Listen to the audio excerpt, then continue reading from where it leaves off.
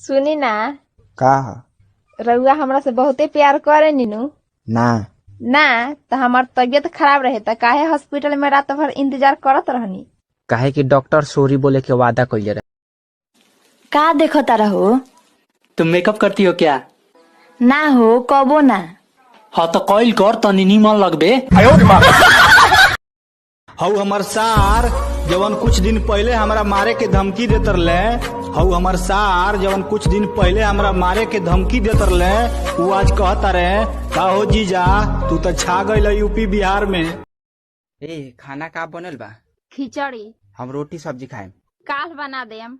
ना हम आजे खाएम। तो बना लो। तोरा भाई के कसम तोरा बनावे के पड़ी। अच्छा ठीक बा, आज से कोई कसम के नाम लेला तो मुंहे फाड़ दे। खुश रहो।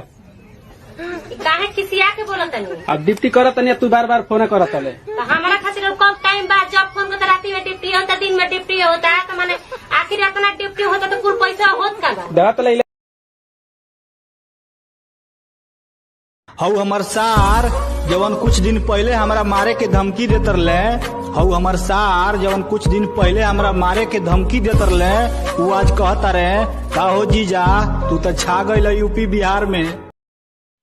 सुनी ना, का रउआ हमरा से बहुते प्यार करे नीनू। ना ना तो हमार तबीयत खराब रहे त काहे हॉस्पिटल में रात भर इंतजार करत रहनी।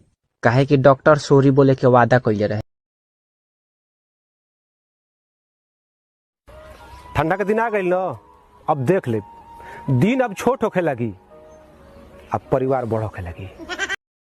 देखी हम दूसरो बार मुखियान बन गई, अब हम बोलेरो में ना घूमम, हमरा के घूमे खातिर स्कॉर्पियो किन लाई। अरे धीरे से बोलो, केहू सुन ली। जब नली गली के फंड आई न तो स्कॉर्पियो किन के ला देम।